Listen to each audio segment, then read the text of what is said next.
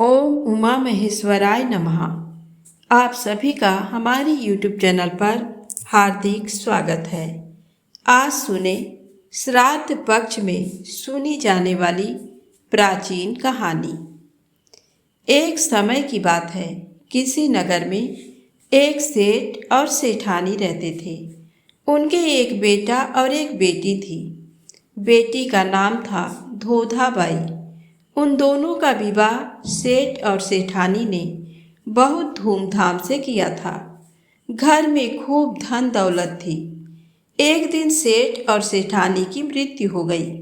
धोधाबाई विधवा हो चुकी थी और अपने भाई के घर में रहती थी। इस बात से उसकी भाभी बहुत नाराज रहती थी।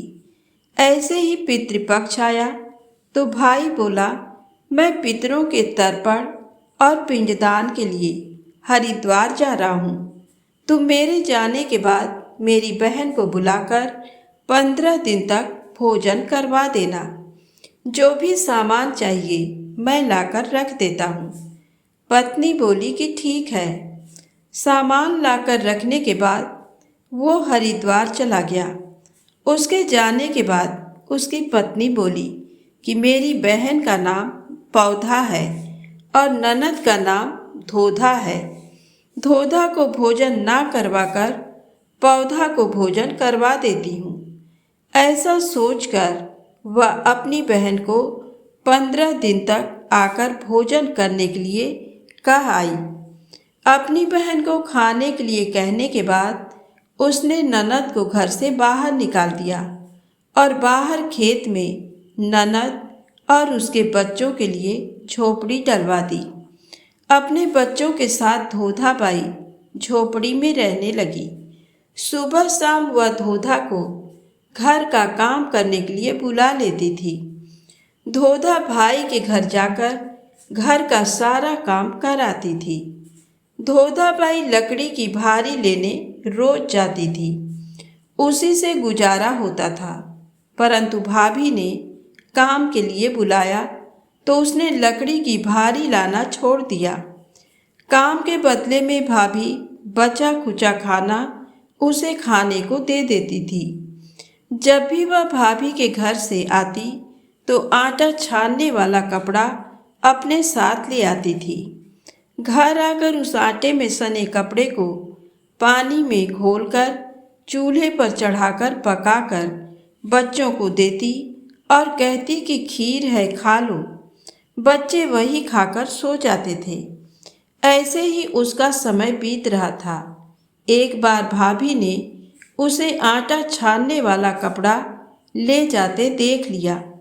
भाभी धोधा से बोली, बाई जी, आटा छानने का कपड़ा कहाँ ले जा रही हो? इसे यहीं छोड़कर जाया करो।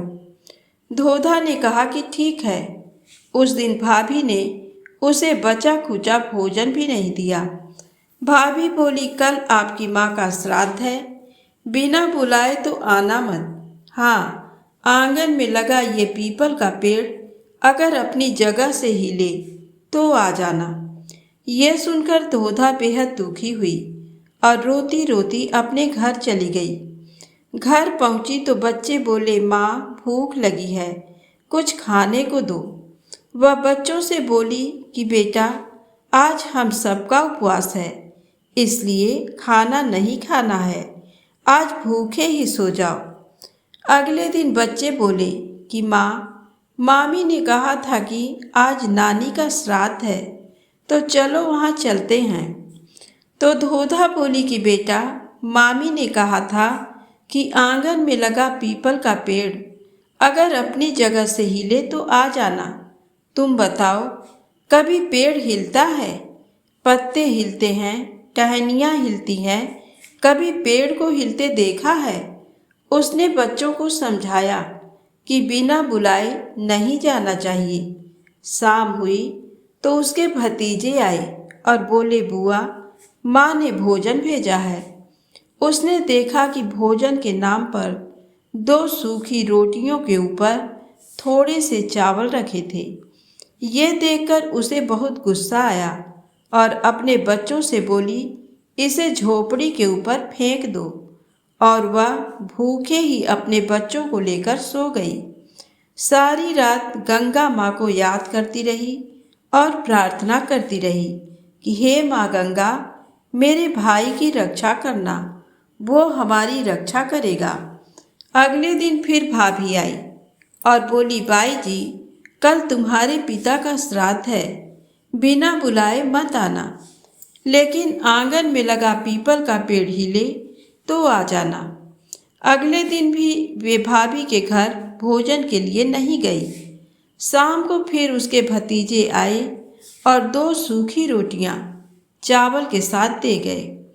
उसने फिर वह रोटी और चावल झोपड़ी के ऊपर फिकवा दी और भूखे ही बच्चों को लेकर सो गई और सारी रात रोती रही। माँ गंगा से प्रार्थना करती रही कि हे माँ गंगा, मेरे भाई की रक्षा करना, वो हमारी रक्षा करेगा।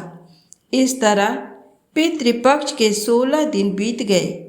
उसका भाई वापस आया तो उसने देखा उसके घर के आंगन में कीचड़ ही कीचड़ भरा हुआ है। उसने अपनी पत्नी से पूछा कि इतना कीचड़ क्यों है, मेरी बहन और भांजे कहाँ हैं? तो उसकी पत्नी बोली, श्राद्ध के पूरे 16 दिनों तक मैंने तुम्हारी बहन और भांजों के पैर कच्चे दूध से धोए हैं, इसलिए यहाँ कीचड़ हो रहा है।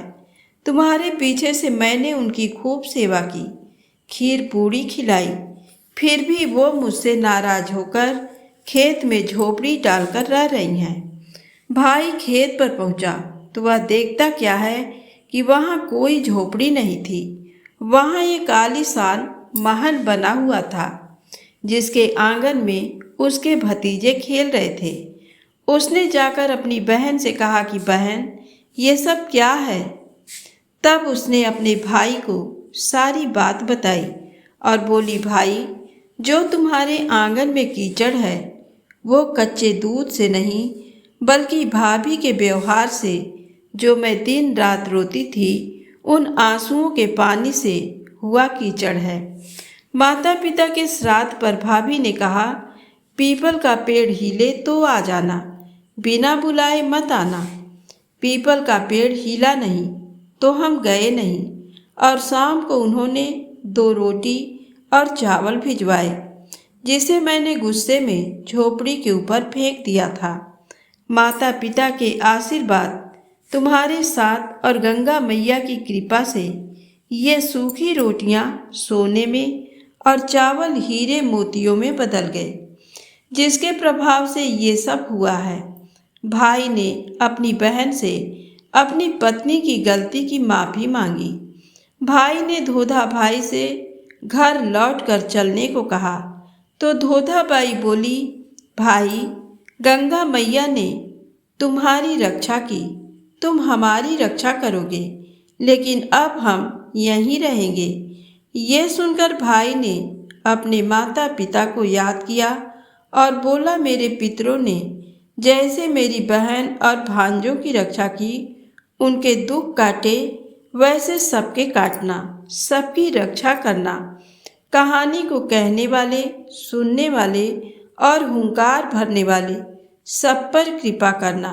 तो प्रेम से बोलें, पितर देव जी की जय हो।